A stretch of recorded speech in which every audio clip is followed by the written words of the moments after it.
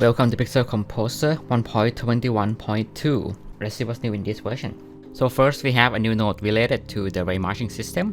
First we have the render cross-section node. So this node will just render out the cross-section of your ray marching object into this black and white output. The next node is the ray marching to voxel. So this node will convert a ray marching object into a 3D voxel mesh. So this is quite a powerful node because with ray marching you can do stuff like boolean. But the problem is this node is pretty slow. So I'm not recommending using it for like real-time animation, and you might also have to reduce the resolution if it got too slow on your device. Then we also have other new nodes as well. We have this path extend, so very specific. It barely just gonna extend the path either at the beginning or the end there into a straight line. We also have MK jigsaw, so this will generate a jigsaw patterns. You can control the subdivision, the size of the gap. There are also options for you to separate each piece into its own surface, like this. Then we also have another node, the MK smokes, which you use to generate this specific shape of smoke, right? It's really specific, but it's also quite difficult to do. I can add animation to it, there's built-in animation. So like you can create an animation like this. And the pattern itself is pretty simple. There are two phases. There are the wave phase, the sine wave phase, and we have the spiral phase. At the end there, you have control over when to wave, when to spiral, and the frequency, the amplitude, all that stuff that you can control to create these final shapes. Then we have improvement on already existed node as well. So first I'm gonna look at the 2D light and the cast shadow node. The first thing is that I make sure that these two nodes will output the same shape of light. In the past, these two use like different algorithms, so it looked different, right? But now, if you use the same light shapes and the same light properties, the output should look the same.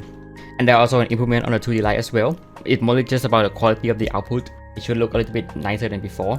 And then we also have other improvements, stuff like the scatter node in this points array. There's now array editor. Here we have the add point tool, that you can just add point in directly without having to connect to anything, right? Which make it really easy for you to scatter objects at specific points. I also add in the built-in level control for many of the noise generator. So like the Berlin noise here, you can see in the rendering section you have this level control.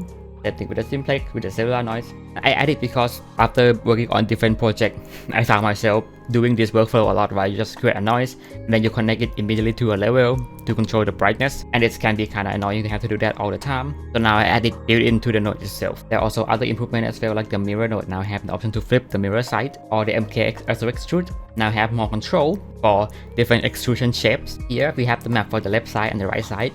You can add in a different surface into it to basically control the extrusion from the side. And then we have improvement on the user interface. I think I already showed you two of them. The first is that in the preview panel here, there's now an option to put the toolbar on the top instead of vertically. So it's in the view setting here, in the toolbar direction here. You set it to vertical, it's going to be look like before, right? In my case here, the preview panel here is a vertical shape, so I don't want to waste this space for the toolbar. So now you can move it to the horizontal so that you can have more space to preview. And the next is a new pie menu system. For example, when you right click to create new node, right, you will see this pie menu show up, allowing you to add new node quickly. And when you're hovering on it, you will also see the gear icon here, which allow you to modify the pie menu, just like other context menu. You can just drag item in here. Any place that have this context menu, that you can right click and show this context menu, you will see this new create pie menu icon. Right, and again, you can just modify it, add item into it. And now when you right click, you will see this pie menu show up. Also, when you right click on a node, you will see a pie menu that will display like a commonly used or important properties, so you can quickly edit it without having to interact or without having to inspect it. You can also bring up the pie menu by pressing Q to show up all these properties that you can modify. And the pie menu will also show up when you have multiple actions assigned to the same hotkey. Like for this example, I have multiple pattern generator assigned to the same key, right? So when I press C, there will be a pie menu show up showing all the actions that I can do. And not just node, but any hotkey as well. Now you can also disable the pie menu if you don't like it. In the preference and interface, you will see here, you can disable the pie menu altogether, or you can just disable pie menu for hotkey conflict. And then we have a series of bug fixes in this version.